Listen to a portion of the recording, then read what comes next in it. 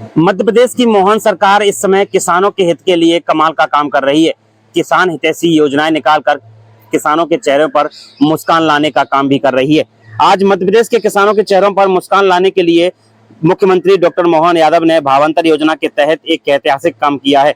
मुख्यमंत्री मोहन यादव ने आज देवास जिले से सीधे डिजिटल ट्रांसफर के माध्यम से प्रदेश के करीब 1,33,000 सोयाबीन उत्पादक किसानों के खातों में कुल 233 करोड़ रुपए राशि की ट्रांसफर किया है। यह राशि फसल और न्यूनतम समर्थन मूल्य एमएसपी और बाजार मूल्य के अंतर को भरने के लिए किसानों को दी गई है।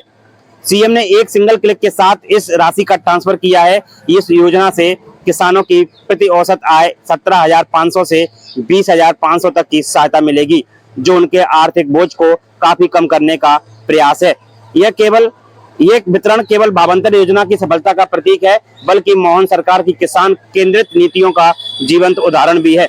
मुख्यमंत्री खुद एक किसान के बेटे हैं, जो खेतों की मिट्टी से जुड़े हुए हैं और वे किसानों की हर परेशानियों को समझने का प्रयास भी कर रहे हैं और हमेशा किसानों के साथ खड़े रहने का वादा भी निभा रहे हैं।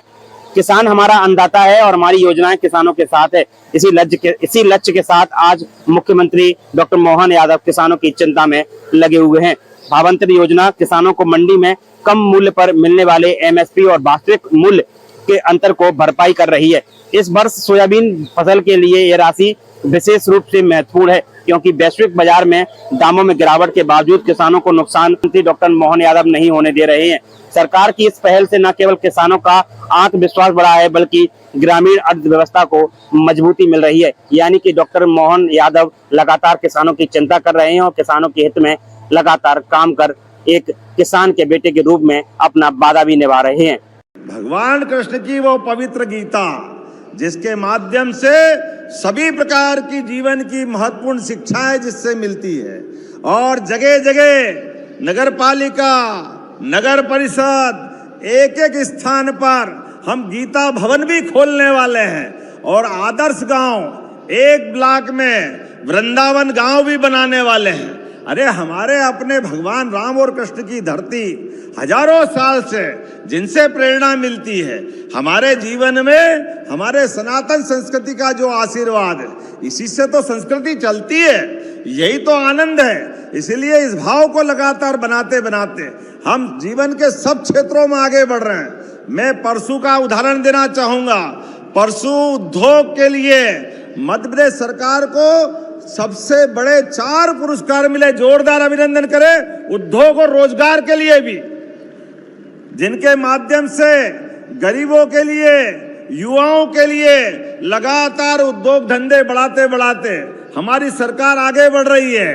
और अब आने वाला साल कृषि आधारित उद्योगों के लिए जाना जाएगा।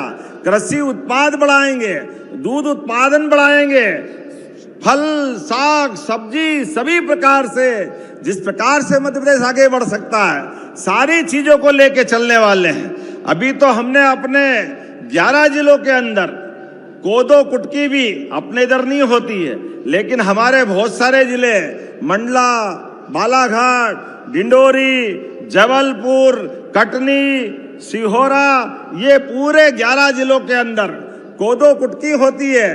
कोदो कुटकी के ऊपर भी हमने न केवल एमएसपी पे खरीदी चालू कराई, बल्कि 1,000 रुपया कुंटल का उस पे भी बोनस चालू किया, धान पे भी बोनस चालू किया। और हमारी प्रतिबद्धता है कि हम गेहूं भी 2700 रुपये कुंटल खरीदेंगे धीरे धीरे करके। इस साल फिर 2600 खरीदेंगे। जोरदार अभिनंदन करें हमारे किसानों के लिए। एमएसपी पे गेहूं हमारी सरकार खरीदेगी। किसानों के लिए तो सोलर पंप के माध्यम से अब 5 लाख का पंप आए, आपसे केवल 10% और पूरा पैसा सरकार देगी। हर एक किसान के पास सोलर पंप होना चाहिए। 3 हार्स पावर, 5 हार्स पावर, कितने प्रकार के लाभ हो सकते हैं। जो हो सकता है वो सब करने के लिए तैयार है।